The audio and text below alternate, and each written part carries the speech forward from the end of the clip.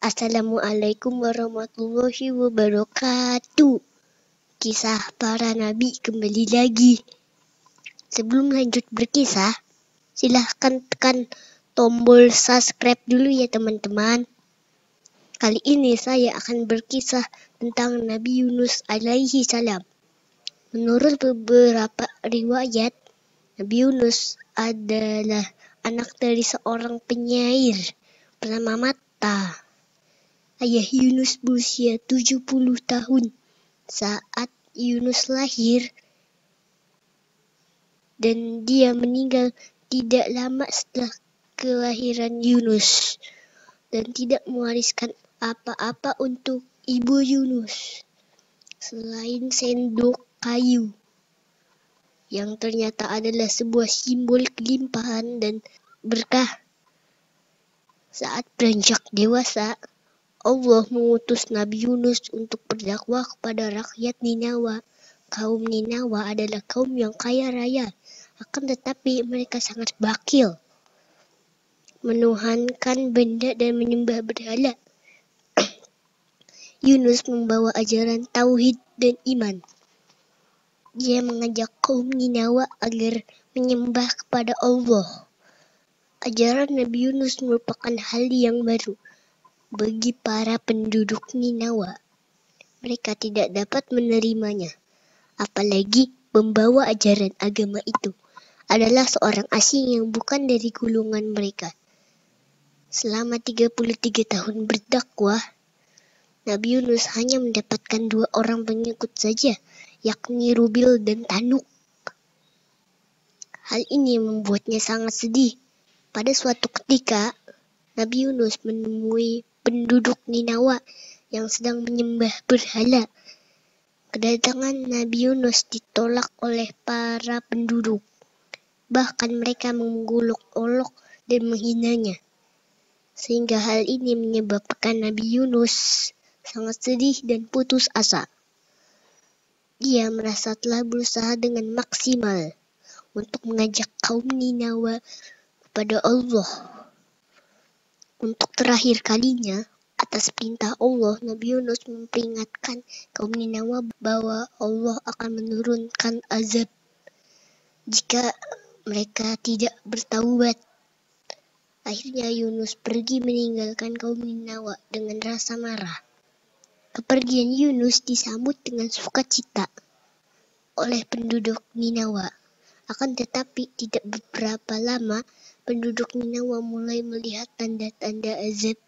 Daerah mereka ditutupi oleh awan hitam pekat. Semakin lama keadaan semakin sangat gelap. Mereka tidak bisa melihat lagi kecuali dengan bantuan api yang mereka buat. Saat itulah mereka ingat Nabi Yunus.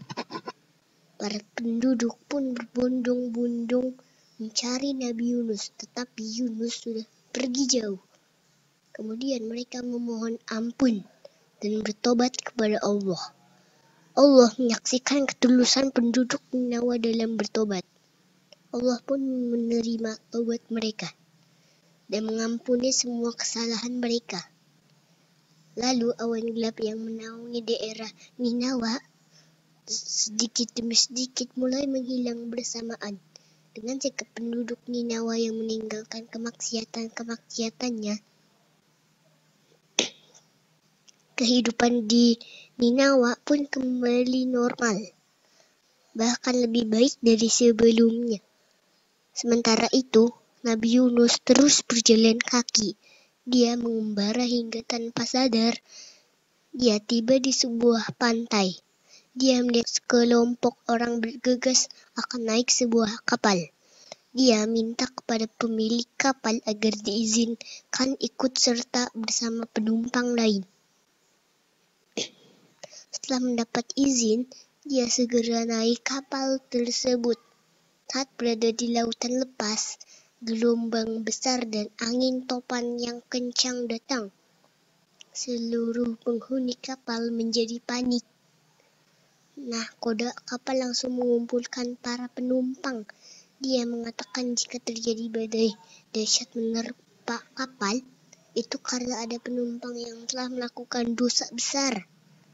Nahkoda tersebut mengadakan pengundian untuk menemukan penumpang yang telah melakukan dosa besar. Setelah dilakukan 3 kali undian, selalu nama Nabi Yunus yang keluar. Nabi Yunus sadar bahwa dia telah melakukan dosa dengan meninggalkan Ninawa sebelum memperoleh izin Allah. Dengan perasaan pasrah, Nabi Yunus akhirnya melemparkan tubuhnya ke laut. Setelah tubuh tenggelam di kedalaman laut, Allah telah mengirimkan ikan paus untuk menelannya bulat-bulat. Seketika itu kondisi laut menjadi tenang kembali. Kapal dapat melanjutkan perjalanannya. Ikan paus itu lalu membawa Nabi Yunus ke berbagai lautan. Mengetahui dirinya berada di dalam perut ikan, Nabi Yunus pun berdoa kepada Allah. Ya Allah, tidak ada Tuhan selain Engkau. Sesungguhnya aku termasuk orang-orang yang zalim. Nabi Yunus terus-menerus berdoa, memohon ampun pada Allah atas kekilafannya. Allah pun mendengar doa Nabi Yunus dan mengampuninya.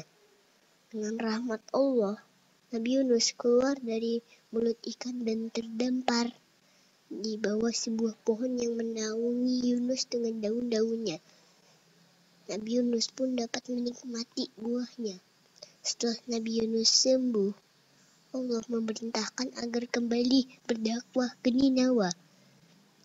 Alangkah terkejutnya Nabi Yunus ketika masuk Ninawa. Dia menemui orang-orang yang dulu menentang ajarannya, kini sudah menjadi orang-orang soleh dan beribadah kepada Allah. Nabi Yunus sangat bersyukur kepada Allah. Dia bersama kaum Ninawa bersatu membangun dan membenahi negeri tersebut ke arah yang lebih baik. Sekian kisah Nabi Yunus alaihi salam. Sampai jumpa lagi di kisah Nabi berikutnya. Wassalamualaikum warahmatullahi wabarakatuh. Dah.